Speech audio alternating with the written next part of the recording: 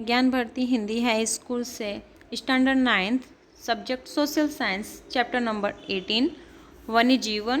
तो आज हम वन्य जीव के बारे में जानेंगे, जिसमें हम जानते हैं कि जो भारत है वो भूपृष्ठ तथा जलवायु संबंधित अनेक विविधता वाला देश है। उसी तरह यहाँ पर वन्य जीव सृष्टि में भी विविधता दिखाई देती है। समग्र विश्व में जीव सृष्टि की कुल 15 लाख प्रजातियाँ यहाँ देखने को मिलती हैं, जिसमें से अकेले भारत के अंदर 81,251 प्रजातियां देखने को मिलती हैं, जिसमें पक्षी, सरीसृप, उभयजीवी प्राणी, स्तनधारी प्राणी, मत्स्य, कीट आदि देखने को मिलते हैं। इसके अतिरिक्त देखा जाए तो देश के विविध प्रकार के जंगलों में बसने वाली जो वन्य जीव सृष्टि है उसके बारे में भी हमें अनुसंधान जारी है। भारत जैविक विविधता की दृष्टि से विश्व में खूब समृद्ध और बहुद्रव्य विविधता वाला देश छठे क्रम पर माना जाता है। भारत में जंगलों का क्षेत्रफल जो है वो कम है, उसकी तुलना में यहाँ जैव विविधता अत्यंत उल्लेखनीय माना गया है। भारत के प्राणी भौगोलिक प्रदेश वनस्पतियों की विविध विविधताओं में आधारित प्राकृतिक प्रदेश जो है वो निर्धारित किए गए हैं। उसी तरह से जीव सृष्टि के आधार पर भी प्रादेशिक जो वितरण है उसको प्रदर्शित किया गया है। भारत में मिलने वाली जो जैव सृष्टि है उसकी विशेषता की समानता और किसी प्रदेश विशेष की उनकी उपस्थिति, निवास, उनके पहलू के आधार पर भारत को 9 प्राणी भौगोलिक भागों में बांटा गया है, जिसमें ये 9 के 9 दिए गए हैं। पहला हिमाचल प्रदेश, लद्दाख, हिमाचल की तलहटी, हिमालय की जो वनस्पतियाँ वहाँ के विभिन्न उच्च प्रदेश, उत्तर गुजरात, राजस्थान और राजस्थान का रेगिस्तान, दक्कन का पठारी प्रदेश, फिर समुद्र है, समुद्री तट, फिर नीलगिरी की पहाड़ियाँ। इस प्रकार से 9 भौगोलिक भागों में वन्यजीव को बांटा गया है। इस भौगोलिक विभाग के अनुसार हम जैव विविधता का अध्ययन करेंगे। तो आइए हम सबसे पहले जानेंगे भारत की वैविध्यपूर्ण एवं वन जीव सृष्टि। भारत के भूपृष्ठ में विशाल नदी मैदान, प्रायद्वीप पठार, प्रदेशी प्रदेश, पर्वतीय प्रदेश, दलदली क्षेत्र, समुद्र तट तथा सघन वनस्पति वाले जो सदाबहार वन, मौसमी अर्थात जिसे हम पतझड़ वाले जंगल कहते हैं, हिमालय के उच्च पर्वतीय प्रदेश में आए हुए जो शंकुद्रुम वन हैं, वहाँ पर वैविध्य वन जीवों के निवास करने के हिसाब से वहाँ भूपृष्ठ बनाए गए हैं। दक्षिण के प्रायद्वीप वर्षा वाले वनों में एशियाई हाथी, ब्रह्मपुत्र नदी के दलदली क्षेत्र में एक सिंगी भारतीय गेंडा, हिमालय के ऊंचाई वाले क्षेत्र में हिम तेंदुआ, जम्मू कश्मीर में जंगली जो बकरियाँ आती हैं वो कस्तूरी मृग यानी ऐसा हिरन होता है जिसकी नाभि में खुशबू आती है, इसलिए उसे कस्तूरी मृग कहते हैं। दक्षिण भारत के वनों में जंगली भैंसें, मध्य भारत तथा पश्चिम बंगाल में बाघ, कच्छ के छोटे रेगिस्तान में जंगली घुड़खर अर्थात जो जंगली गधे होते हैं उसे कहा जाता है घुड़खर। बड़े रेगिस्तानी में जल प्राप्त क्षेत्र में सुरखाब दिखाई देते हैं। घास के मैदानी क्षेत्र में देखा जाए तो लुप्त प्राय पक्षी हैं टोकदार, फिर की उपस्थिति में अभी पिछले वर्षों में वो पुनः दिखाई दी है। जल प्रावित क्षेत्रों में शीत ऋतु में ठंडे प्रदेशों में अनेक जातियां जो हैं वो यायावर पक्षी उतरते हैं, अर्थात प्रवासी पक्षी कहते हैं उसे।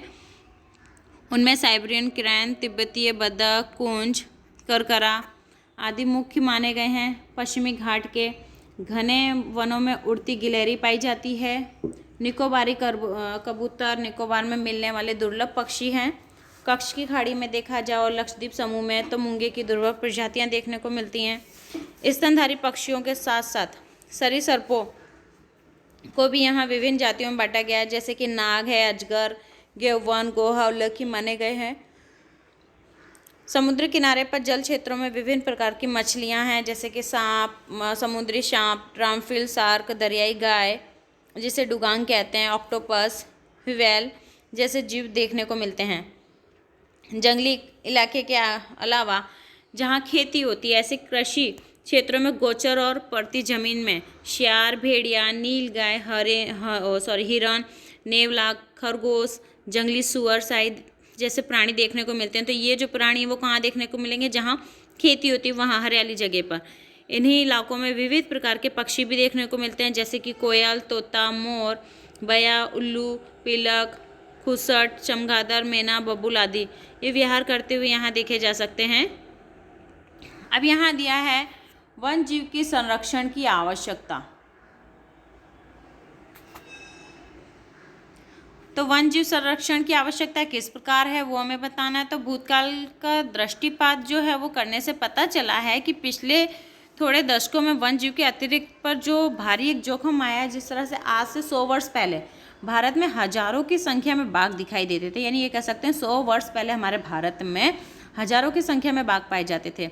वन और पर्याप्त मंत्रालय के 2014 के अनुसार देखा जाए तो जो बाघों की संख्या है वो 2226 ही रह गई है। पिछले कुछ सालों में अन्य उनके संरक्षण संवर्धन के लिए उठाए गए जो कदम है, यही बड़ी संख्या यहाँ बढ़ी हुई है, जो एक अच्छा संकेत देखने को मिलता है। दुधारू पशु की चिकित्सा के लिए प्रयोग में जाने वाले प्रतिबंधित डायनोफ्लॉस नामक की एक जो दवा है वो दूषित हुए मांस को खाने से गीद नाम जो है वो नाम शेष हो गया था। तो ये कह सकते हैं कि दुधारू जो पशु होते हैं ना, उनको दूध चिकित्सा के लिए यानी कि दवाइयों के रूप में उन्हें मतलब एक दवाई दी जाती है जिसे डायनोक्लोफेस कहते हैं, जो जिससे उनका दूध मतलब देने की जो क्रिया है वो ज़्यादा बढ़े, यानी दूध उनका बढ़े, इसलिए उन्हें वो दवाई दी जाती है। लेकिन जब वो दवाई देने के बाद दूसरे जब वो मरते हैं तो उनका जो मांस खाता है गीद, तो वो गीद को वो हानिकारक होता है, जिसकी वजह से गीद की जो जाति है वो नाम शेष रह गई है। 20वीं सदी के आरंभ में जंगलों में दिखाई देने वाला चीता आज समग्र भारत में जंगलों से नष्ट हो चुका है, यानी कह सकते हैं कि 20वीं सदी के आरंभ में जो चीता हर जगह दिखाई देता था वो आज के समय में देखा जाए तो पूरे भारत में वो जंगलों में एकदम नष्ट हो चुका है। एक समय गिर के शेर एशियाई मध्य पूर्व एशिया में देखने को मिलते थे, आज वो गिर जंगल तक ही सीमित रह गए हैं। उनके संवर्धन के लिए कुछ उपाय किए गए हैं जिससे उनकी संख्या बढ़ी है। 2015 की गणना के अनुसार उनकी जो संख्या है वो 523 हुई है। कभी गुजरात के सारस पक्षी बड़ी संख्या में दिखाई देते थे, लेकिन आज देखा जाए तो उनकी संख्या पूरी तरह से घट चुकी है।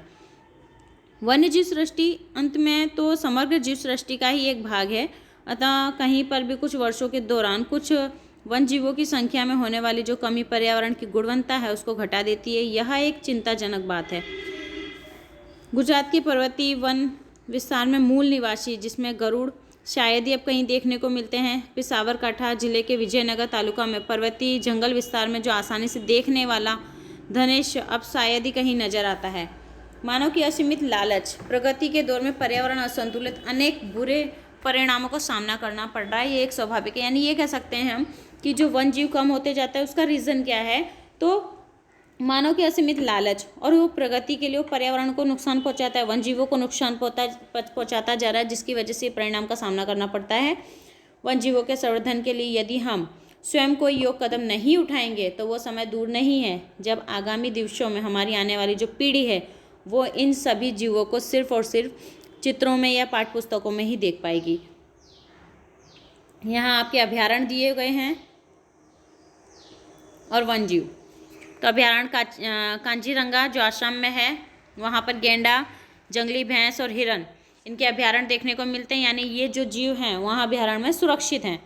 ये अभ्यारण्य का अर्थ होता है वहाँ पर जो ये पक्षी होते जो भी ये जीव हैं इनके लिए वो अभ्यारण्य बनाया जाता है जहाँ पर ये स्वतंत्र रूप से घूम फिर सकते हैं। इनके ऊपर किसी भी प्रकार का कोई शिकार नहीं किया जाता। शिकार करने के लिए ये लोग प्रतिबंधित होते हैं, यानी इनके लिए वो सुरक्षित जगह मानी जाती है। थारका मरुस्थल जो रेगिस्तानी भेड़िया, रेगिस्तानी बिल्ली के लिए है। फिर कान्हा जिसे मध्य प्रदेश में आया, बाघ और साबर के लिए। गिर का राजस्थान जो सिंह, चीता और चित्तल के लिए है। वेरावर कार्य राष्ट्रीय उद्यान जो गुजरात में आया हुआ है, भेड़िया, खर, मोर और घोड़ाट के लिए।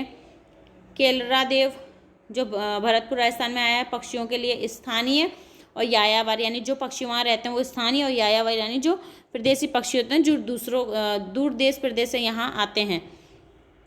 फिर बांदीपुर कर्नाटक जो हाथी, रीछ, सुअर जंगली के लिए है।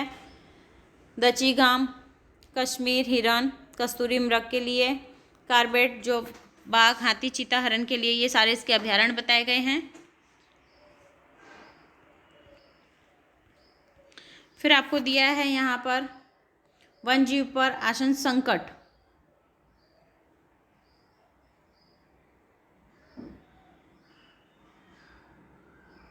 आधुनिक युग में मानव के लोभ, लालच और विकास की चपेट में समग्र वन जीव सृष्टि के अस्तित्व में सम्मुख प्रश्नार्थ चिन्ह लग चुका है उसके कारण की जांच की जाए तो समझ में आएगा कि जंगल के विस्तार यानी जो जंगल का क्षेत्रफल है वो सतत घटता जा रहा है। तो उसके घटने की वजह से वन्य जीव अपना प्राकृतिक निवास निराश्रित हो रहे हैं। अर्थात हम कह सकते हैं कि वन जीवों पर संकट किसकी वजह से आ रहा है तो जंगलों का विस्तार घटता जा रहा है।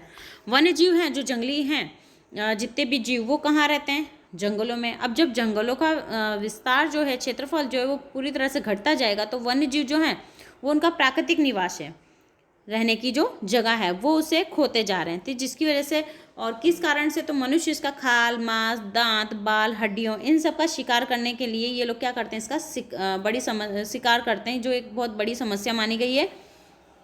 जंगल में पालतू पशुओं की चराई, तृणाहारी वन जीवों के लिए आहार की कमी होना। तो ये कह सकते हैं कि जंगलों में जो पालतू पशुओं की चराई करते हैं तो जिसकी वजह से तृणाहारी जीव जो हैं, जो घास वगैरह खाते हैं, उन लोगों के लिए आहार में कमी आ जाती है, जिसकी वजह से ये भी एक दुष्प्रभाव माना गया है। जंगल क्षेत्र में तृणाहारी प्राणियों की कमी से मांसाहारी प्राणियों के लिए भी आहार की कमी होती जा रही है। इस कारण वे अपना आहार ढूंढने के लिए वो लोग क्या करते हैं, ऐसे जीव मानव आबादी की तरफ बढ़ते हैं, पशुओं को मारते हैं, मानव बस्ती की तरफ वो लोग जाते हैं, जिसकी वजह से वन जीवों का मानव के साथ क्या होता है, संघर्ष होता है। और ऐसी स्थिति आ जाती है कि जहाँ पर संघर्ष करते हुए वो लोग मौत के मुंह में भी आ जाते हैं। आज ही वन जीवों के प्राकृतिक आवासों तक पहुँचते प्रदूषण का प्रभाव बहुत घातक होता है। इसके साथ ही वन जीवों के क्षेत्र में होने वाली जो प्रवृत्तियाँ हैं वो वन जीवन को घातक असर पहुँचाती है। जंगल विस्तार में होने वाली कमी से आहार और आश्रय की खोज में वन जीव क्या करते हैं, मानव आबादी की ओर बढ़ते हैं। अर्थात जब वो लोग एक तो वो लोग निराश्रित हो गए, यानी उनका निवास नहीं रहा, प्राकृतिक जो निवास था वो नहीं रहा, फिर उनके आहार में कमी आ जाती है, जिसकी वजह से वो क्या करते हैं, अपने आहार को ढूंढने के लिए वो लोग मानव आबादी की ओर बढ़ते हैं। वन जीवों के क्षेत्र में होने वाला मानव हस्तक्षेप उनके साथ टकरार में बदल जाता है और ऐसी घटनाओं में वन्य जीव जो है मानव कोप का भाजन बनकर अपनी जान गंवा देते हैं। दक्षिण तथा दक्षिण पूर्व भारत के जंगलों में हाथियों का जो झुंड है वो आहार की खोज में आता है। कृषि क्षेत्रों को बहुत भारी वो उत्पात मचाता है, यानी पूरी फसल खराब कर देना। सौराष्ट्र तथा दक्षिण गुजरात में चीतों के हमलों पर गुजरात और उत्तर पूर्वी वन क्षेत्रों में समीप वन में रीछ द्वारा मानवों को चोट पहुंचाना और मार डालने की घटना भी हुई है। ऐसी दुर्घटनाएं ना हो तो इसके लिए हमें सावधान होना चाहिए, जो हमारे लिए श्रेष्ठ उपाय है। तो सबसे पहले हम जानेंगे वन्य जीव संरक्षण के उपाय। जंगल के क्षेत्रों की रक्षा करने, उसमें उत्तरोत्तर वृद्धि करने के लिए हमें दीर्घकालीन चुस्त आयोजन और कठोर कानूनी व्यवस्था तथा उसका मुस्तैदी पालन करना होगा, जिसमें पाठशालाओं में पढ़ाए जाने वाले जो विषय होते हैं उन विषयों में अभ्यासक्रम में इन समस्याओं की हमें जानकारी को समाविष्ट करना चाहिए, जिससे हमारे देश का जो नागरिक है वो नागरिक जागृत हो। किसी भी विकास योजना को अमल में लाने से पहले पर्यावरण तथा वन्यजीव सृष्टि पर पड़ने वाले उसके विभिन्न प्रभाव की जांच होनी चाहिए। जंगल के क्षेत्र के बाहर जो बड़े वृक्ष हैं उनको काटना नहीं चाहिए, उन्हें काटने पर रोकना चाहिए, प्रतिबंध लगाना चाहिए।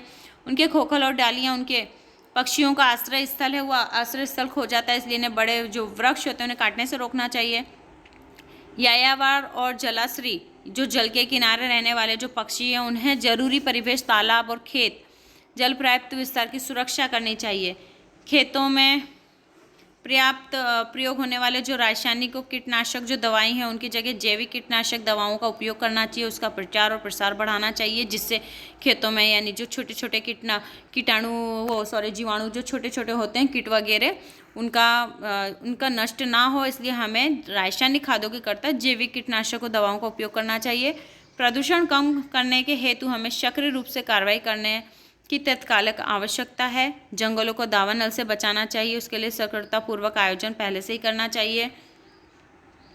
वन जीव संरक्षण हेतु जो उठाए गए कदम हैं वो तो हमारे देश में वन जीवों के संरक्षण के लिए प्राचीन काल से ही कानून बनते आ रहे हैं, जिसमें मौर्य शासक अशोक के समय में वन जीवों को संरक्षित कानून बनाए गए थे।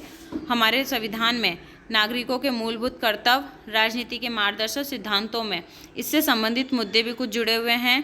भारतीय वन्य जीव परिषद की सिफारिश के अनुसार हमारी संसद ने वन्य जीव सुरक्षा अधिनियम पारित किया गया है, जो देश में 2014 तक 506 अभयारण्य तथा 102 राष्ट्रीय उद्यान, 14 जैव आरक्षित क्षेत्र की रचना की गई है, जिसमें 22 अभयारण्य, 4 राष्ट्रीय उद्यान और 1 जैव आरक्षित हमारे गुजरात में देखने को मिलता है, जिनके अस्तित्व में सम्मुख जोखिम है, जो विलुप्त होने की कगार पर हैं। ऐसे विलुप्त होने की कगार यानी बिल्कुल नष्ट होने वाले हैं ऐसे जीव जो हैं, उनकी विशिष्ट प्राणी प्रजाति के लिए विशेष संरक्षण योजना बनाई गई है।